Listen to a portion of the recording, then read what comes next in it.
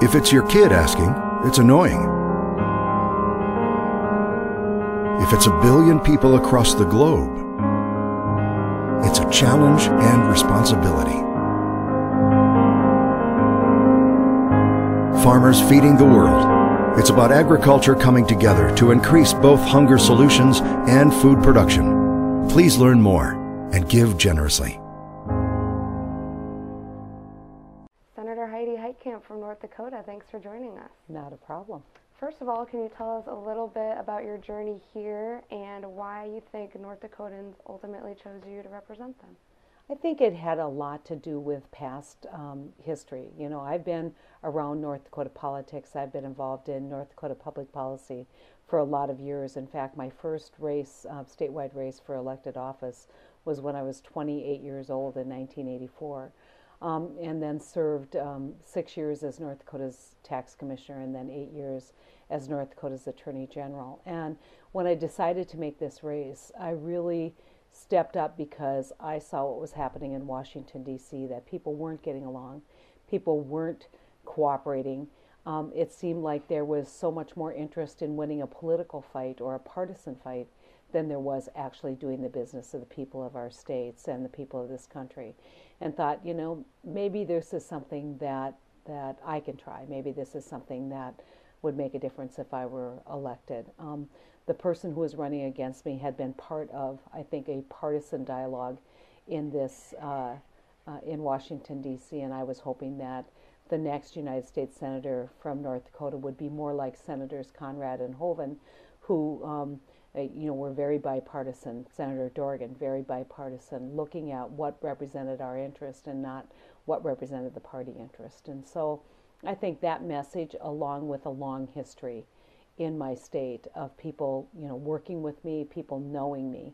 So when all the negative ads came and they said, you can't trust Heidi Heitkamp, or Heidi Heitkamp is this person, they knew better. And so I was inoculated a little bit from kind of traditional, or what now has become traditional, nasty politics. You've said that one of your first goals is to pass a farm bill through Congress. You're now a co-sponsor of that bill in the Senate. What are your priorities within that bill, and how do you think we'll get it passed into law this time? Within the commodity title, it's obviously our crop insurance program, making sure that the average North Dakota farmer, which incidentally, it's not a big farmer anymore that has $1 million worth of inputs, that there is some surety or some risk mitigation that they have that would allow them every year to put a crop in the ground. If we don't do that, the costs are going to go up for that farmer because they're going to have to pay more for operating loans, more interest. That crop insurance is a big part of why the capital infusion into farms is happening. So very concerned about the crop insurance program. Obviously on conservation, very concerned about streamlining conservation, making sure that we do not have conservation programs that unduly interfere with our farmers' ability and desire to do what they've always done, which has been great stewards of the land, offering a resource to many sportsmen, but also that they're allowed to farm. That was historically been an issue in North Dakota, and we're going to be vigilant on the conservation portion of the title. One that I anticipate is going to be a little bit more controversial is going to be the provisions on energy. You know, Senator Conrad and I have been long and good friends, and I think one of his challenges with this farm bill that we just reintroduced was maintaining the energy title within the farm bill. I'm one of these people who actually believes what I say, that energy in our country should be all of the above. It's not enough to just promote fossil fuels and support fossil fuels. We absolutely have to continue to promote wind energy, but also biofuels and the kinds of things that we can do. Also in that title is what I call the new generation of ag value added, which is really exciting, which is we talk about food and fiber and fuel. But now we're going to be talking about all of those polymers and paints and the kinds of research, thanks to Senator Dorgan, that we're doing in North Dakota, and we know that our ag products can be part of solutions as it relates to growing our manufacturing base. So very interested in that as well. And then, obviously you can't be a mom without being concerned about nutrition and access to nutrition and making sure that people have healthy choices available to them regardless of what socioeconomic category you're in. So school lunch, my mom was a school cook, and so I have some pretty strong opinions about the school lunch program, but I also really appreciate the need to provide nutrition to families in need. Now, with that said, what we need to do is we need to get people back to work. Everybody's talking about reducing the number of people on food stamps. The easiest way to do that is to get our families back to work, and that's obviously also a very high priority for me. You talked a little bit about energy, and that sector is obviously very successful in North Dakota. Are there some specific lessons from your state that you want to communicate here in the Senate? I think the lesson is that when you marry technology with a regulatory environment that encourages the development, you get good results. But this North Dakota is fortunate. I mean, let's make no mistake about it. We didn't put the oil in the ground. But we were instrumental, I think, both on the federal side and on the state side, in working with the industry to develop techniques and strategies and technologies that make it possible to basically, deliver Bakken crude into the national market. What I'm interested in energy is how we're going to take our energy in North Dakota the next step, which is value added. We already do it with coal. We do a couple things with coal that are done other places, but we do one thing with coal that no one does in our country, and that's we take coal and make natural gas out of it. Makes a little more sense when natural gas prices are a little bit higher, but so we know that those technologies and translating those fuel sources into energy that ends up being the electricity when you switch on the light, those are critical components of a national energy policy. What I'm hoping is that we will see increased refining capacity in the lower 48 that will diversify the sources of where refining happens. We all get frustrated when a hurricane on the Gulf has dramatic impacts on the price of gas at the pump.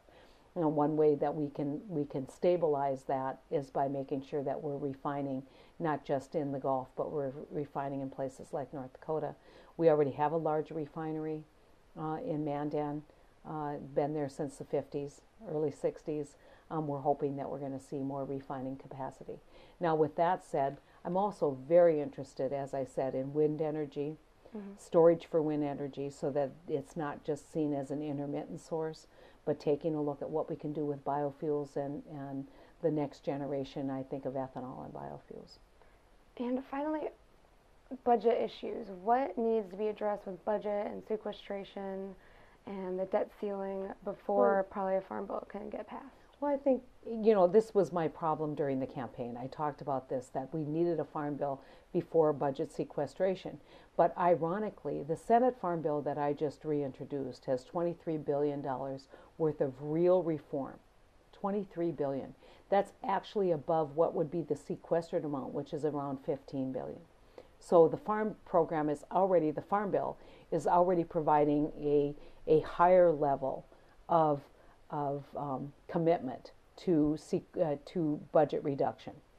Now, when you look at sequestration made very little sense, because you just say, okay, you weigh too much, let's cut off your leg, instead of, this is how you should maybe think about reducing, and doing it smart and doing it in ways that make sense, that won't affect your overall health. If I can give, I guess, analogy. But what I'm really saying is that budget cuts need to be strategic. They need to be surgical. And we need to do that, because we all know that we're spending too much money. If anyone is here who doesn't know that we're spending too much money, they haven't looked at the numbers. They haven't looked at the growth of our spending compared to gross domestic product.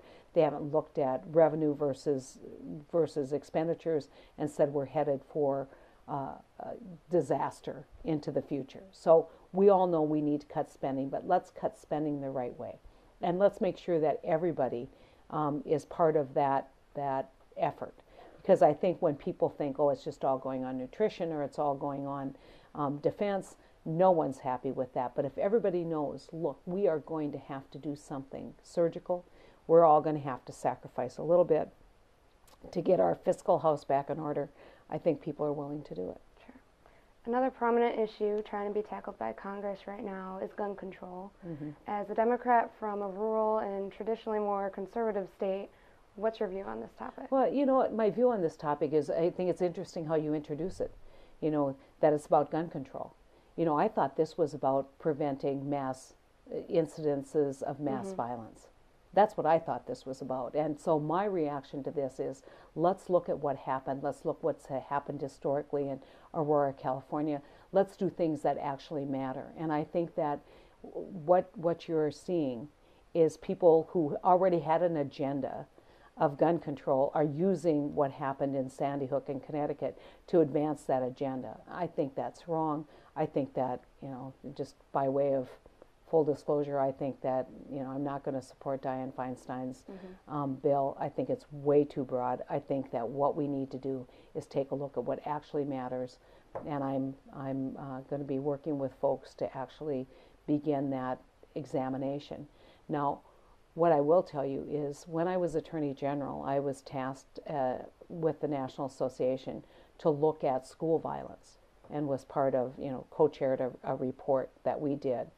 That report's been updated by the National Association of Attorneys General after what happened at Virginia Tech. Those reports need to be reviewed. What we need to do is we need to sit down and say, what do we know?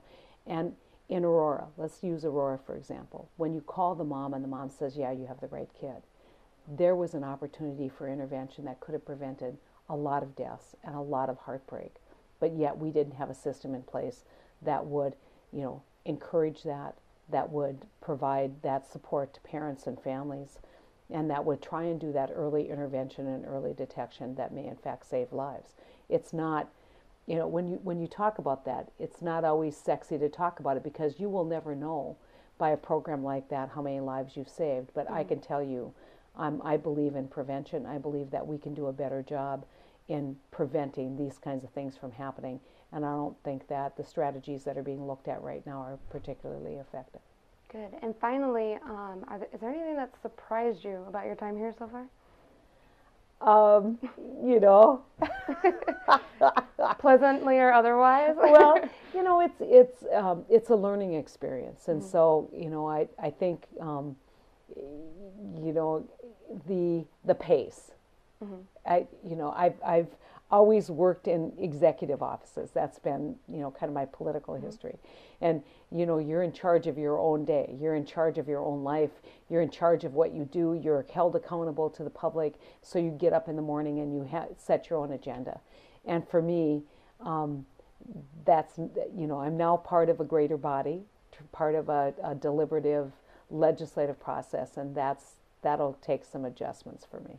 And, you know, when I'm used to, okay, bring everyone in, this is what we're going to do today.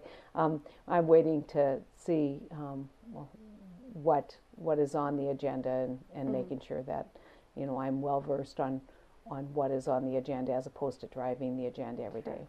So my task is really to take a look at what those things are in North Dakota that I need to be doing to advance the interest of North Dakota, and make sure those things are on the agenda here. And so that'll be a challenge, but one that I promised the people of North Dakota that I would take on. Senator Heitkamp, thanks for joining us. Thank you so much for having me.